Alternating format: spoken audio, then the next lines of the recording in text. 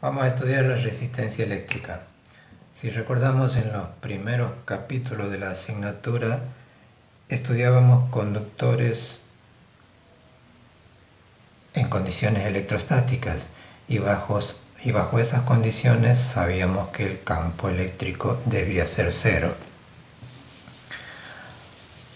Ahora ya no estamos en condiciones electrostáticas, por lo tanto va a ser normal que en el interior de los conductores tengamos campo eléctrico. Consideremos un alambre conductor.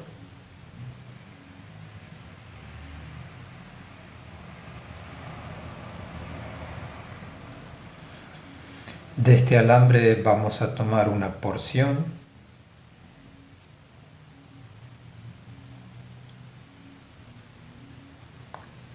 como la remarcada en la pizarra.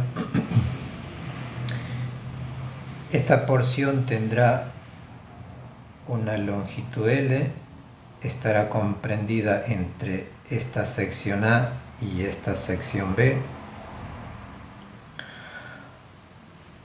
Como dijimos, vamos a considerar que en el interior de este conductor hay un campo eléctrico. Ya vimos que, dadas las condiciones de un circuito cerrado, podemos tener una corriente eléctrica en el conductor. Como habíamos analizado, esa corriente tiene el sentido del campo eléctrico. En la sección A tendremos un potencial V sub A, en la sección B un potencial V sub B.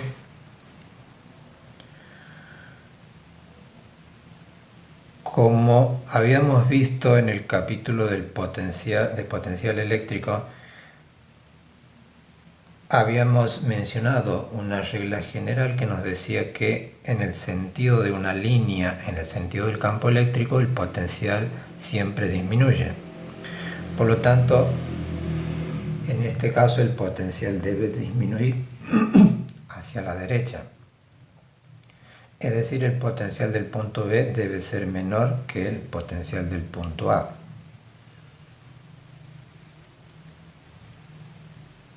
O V sub A mayor que V sub B. De modo que si escribimos una diferencia de potencial como V sub B menos V sub A, y como el potencial de B es menor, esta cantidad será negativa.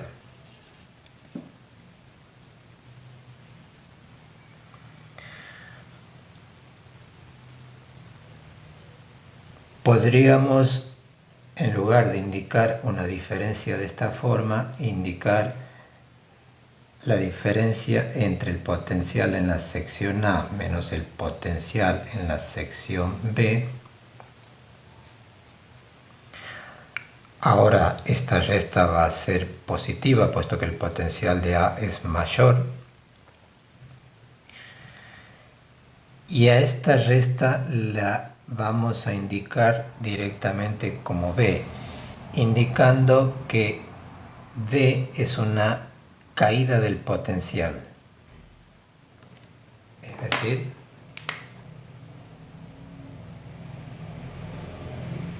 entre la sección A y B tendremos una caída de potencial que le llamamos directamente B. Entonces, de aquí en adelante, este B representa una caída del potencial y la consideramos como positiva. Si se fijan, es una diferencia de potenciales.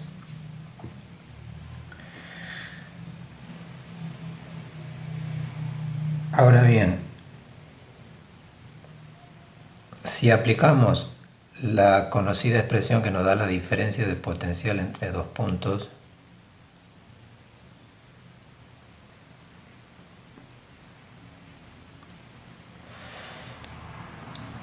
si en este caso el campo eléctrico es uniforme o constante a lo largo de la sección del conductor, no es difícil demostrar que, bueno, si este campo es constante, lo podemos sacar fuera de la integral y en definitiva nos quedará una relación haciendo pasajes de término y simplificando las notaciones nos quedará esta relación. Relación que nos será útil en otros temas.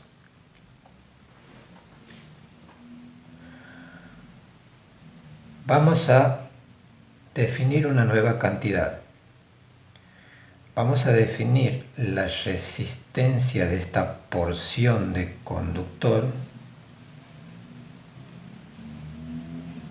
como el cociente entre la caída de potencial en los extremos de ese tramo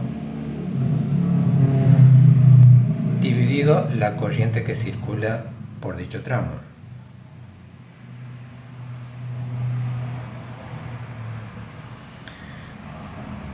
De esta forma se define la resistencia eléctrica de este tramo. La unidad de resistencia eléctrica es el cociente entre la unidad de voltaje, que es voltio, y la unidad de corriente, que es el amper.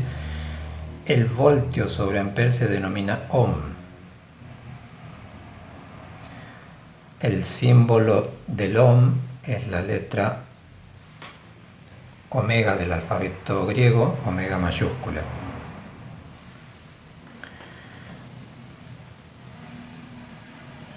Ocurre que se podría distinguir dos tipos de comportamiento en los materiales cuando se utiliza esta definición. Habrá un grupo de materiales en los cuales, independientemente del cociente, es decir, dada una resistencia, podemos ir variando los voltajes y obteniendo diferentes corrientes. Y si ese cociente nos da siempre el mismo valor, esto es, si la resistencia es constante, a ese grupo de material lo llamaremos materiales óhmicos.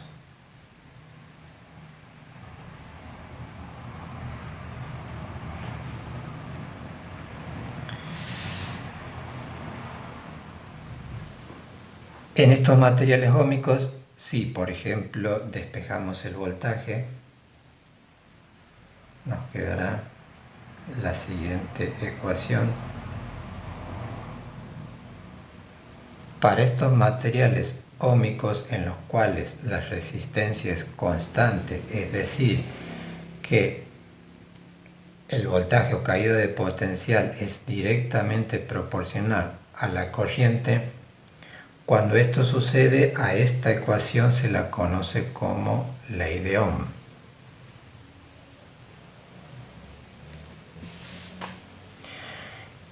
Y si uno grafica cómo varía la corriente en función del voltaje aplicado, para materiales óhmicos vamos a tener una relación lineal. La pendiente de esta recta es la inversa de la resistencia.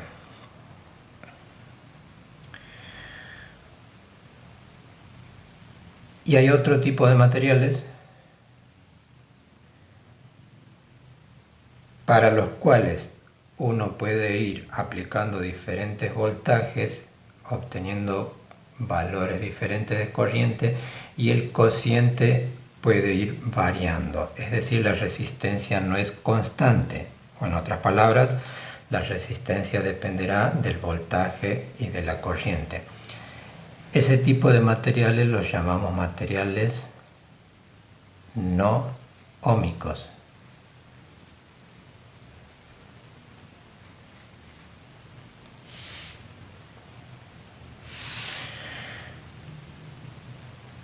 Podemos tener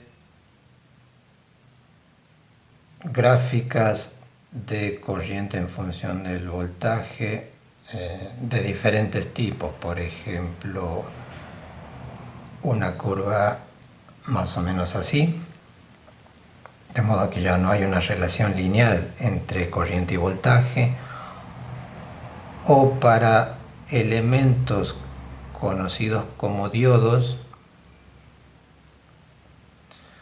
se tiene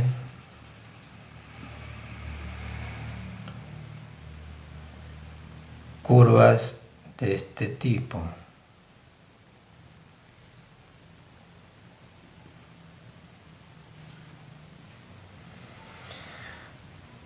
donde para voltajes de un signo tenemos corrientes y para voltajes opuestos, es decir, polaridad opuesta, o no hay corriente o la corriente es ínfima, es muy poca. Es decir, son materiales en los cuales la corriente puede circular en un sentido, pero en el otro no. Ejemplos típicos son los semiconductores, muy utilizados en la electrónica.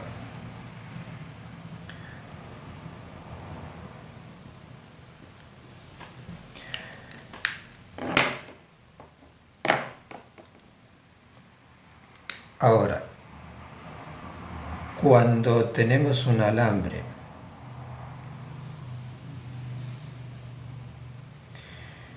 de longitud L y área A,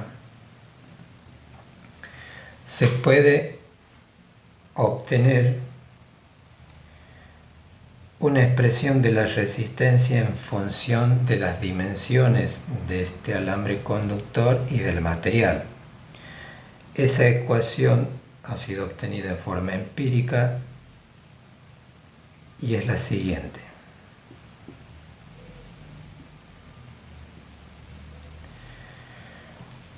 Esta expresión nos dice que la resistencia de un alambre es directamente proporcional a L e inversamente proporcional a la sección transversal, al área de la sección transversal. Mientras más largo es el conductor, mayor será su resistencia, y mientras más pequeña sea su sección, mayor será su resistencia. En esta expresión, ρ es la resistividad del material.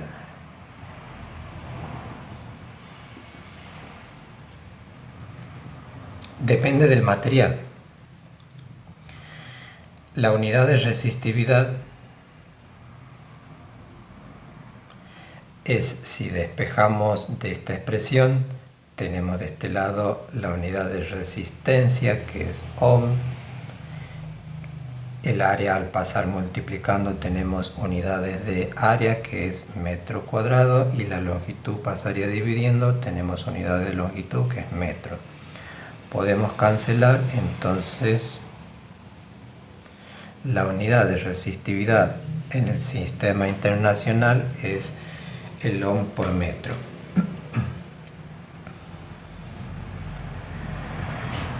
La resistividad, como había mencionado, depende del material y generalmente está tabulada en los libros. Van a encontrar tablas de resistividad en los libros que hemos sugerido desde la cátedra, o en tablas que pueden bajar de internet, etc. Ahora, la resistividad no solamente depende del material, también depende de la temperatura. Generalmente en las tablas se da los valores de resistividad para los diferentes materiales, pero a una temperatura determinada. Generalmente suele ser 20 grados, 22 grados. En los libros recomendados normalmente suele ser 20 la temperatura de referencia. Cuando la temperatura de un material varía, la resistividad, como hemos mencionado, también varía. Si la diferencia de temperatura no es muy grande, esa variación suele ser muy aproximadamente lineal. Y en esos casos, la resistividad de un material a una temperatura T cualquiera se puede calcular con la siguiente ecuación. La resistividad sacada de tabla, por ejemplo a 20 grados, más el mismo valor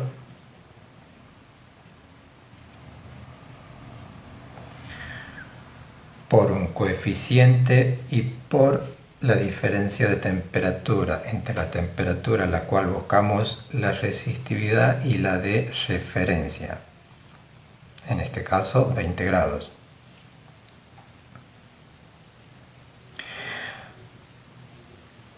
Entonces, si queremos obtener la resistividad de un material a cualquier temperatura, vamos a una tabla, sacamos los valores de resistividad y utilizamos esta ecuación. El coeficiente alfa se denomina coeficiente de temperatura de la resistividad y generalmente se encuentra tabulado, depende del material, en las mismas tablas de resistividad, es decir, las tablas como mínimo tienen 3 columnas. Una donde se encuentra el material, otra la resistividad, por ejemplo 20 grados, y otra donde se encuentra el coeficiente alfa para cada material. Entonces, a partir de una tabla o de los datos de una tabla podemos obtener la resistividad de cualquier material a cualquier otra temperatura.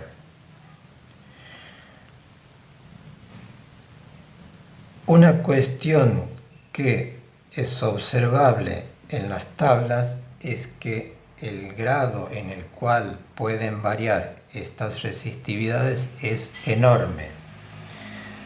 Tenemos resistividades que van desde valores del orden del 10 a la menos 8 ohm por metro, es decir, valores extremadamente pequeños, a valores de 10 a la 14, 15 o 16, es decir, valores muy grandes. Estos valores corresponden a materiales muy buenos conductores y estos a muy malos conductores, es decir, a materiales aislantes. Obviamente, mientras menor sea la resistividad, en el caso de los conductores, menor será su resistencia. Entonces, la resistencia de materiales conductores suele ser muy pequeña.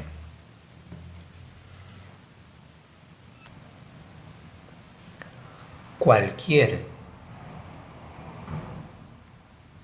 elemento o tramo que se comporte como resistencia eléctrica se lo representa en los circuitos mediante este símbolo.